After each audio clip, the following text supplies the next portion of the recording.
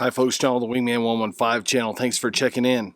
Today we're going to be talking about a unique knife. It's the Tops Matt Graham Earth Skills knife. So stick around. Let's talk a little bit about Matt Graham. Matt Graham is a really unique, dynamic individual.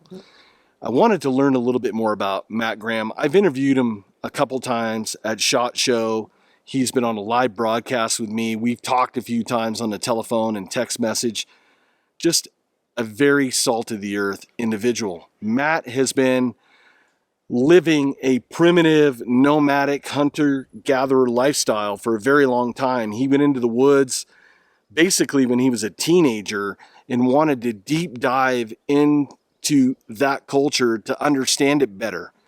So he brings a wealth of knowledge to these knife designs. When Tops released this knife, the Earth Skills knife, about a year and a half ago, time flies by so fast, I really wanted to get a hold of this blade to use it out here and understand it better. Now, Matt's thought process is this: minimalist, go as light as you can, but still have functionality.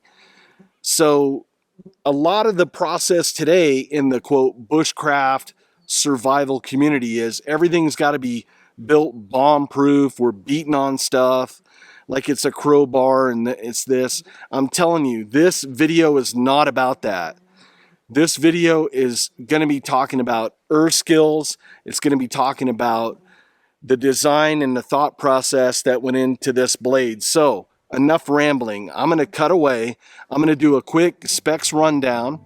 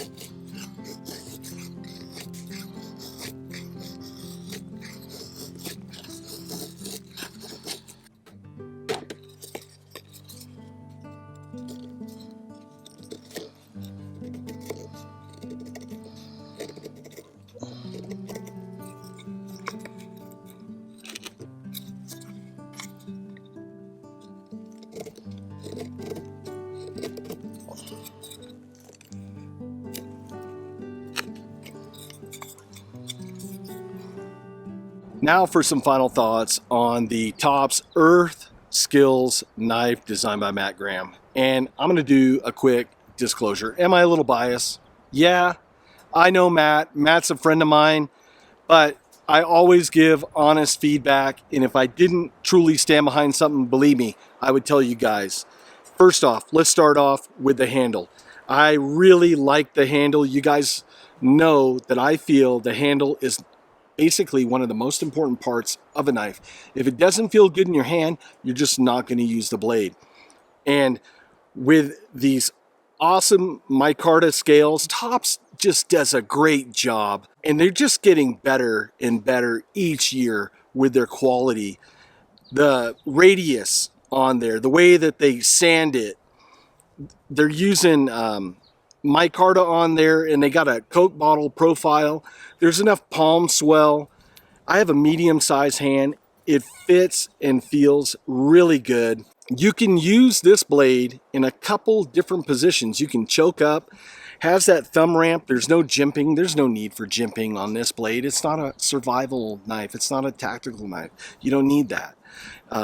It has a little arch on the back of the pommel. I like that. You can hook your middle finger in there, leave your ring finger and pinky dangling off the end. And even without a lanyard, you can get a nice pendulum swing with this knife. Now, you're going to be doing light chopping. This is a light knife. You're not going to be chopping down huge limbs with this blade. Also, you got a little bit of a choil up front. Also, the rocking motion, this knife is really well balanced. Feels really good in the hand.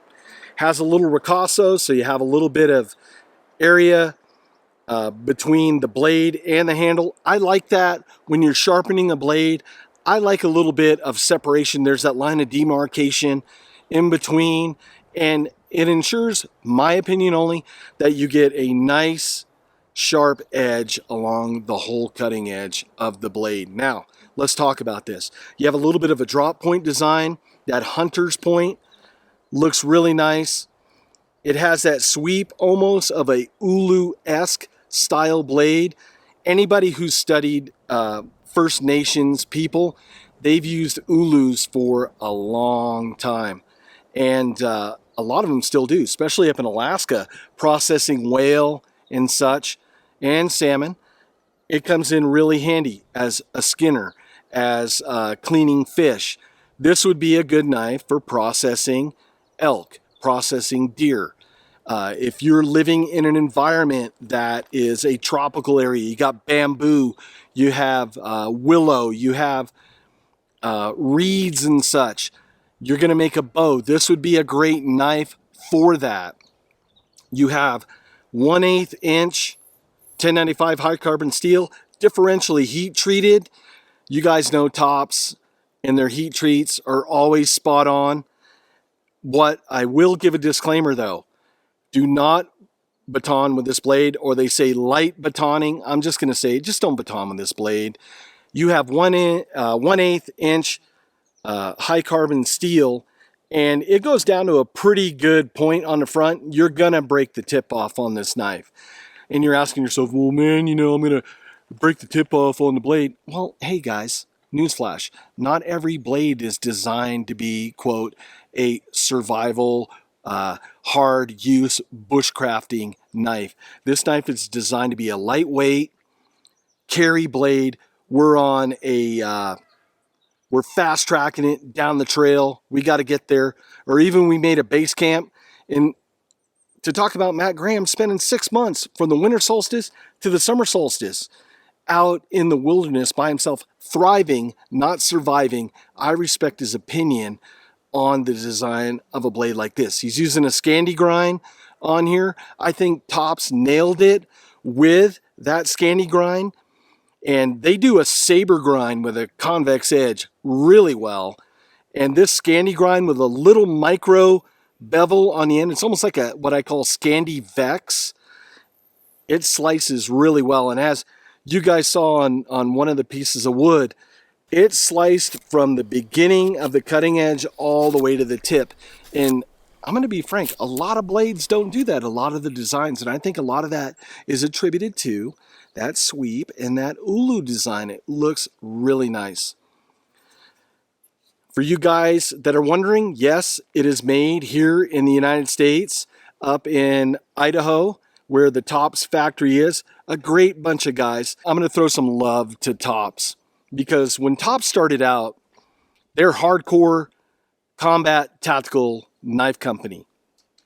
And over the years, they still make those blades, but they're thinking outside the box, and they're experimenting, and they're evolving as a company.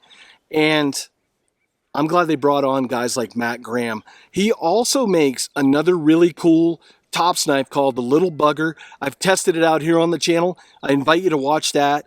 I had Matt shoot a video where he's processing fish in a stream with the Little Bugger. So also, I'll leave that in the video description down below. But as far as rating, this is going to get thumbs up for me. I really like it. The sheath is really nice. I like the quality of the sheath. Tops is doing an awesome job of that.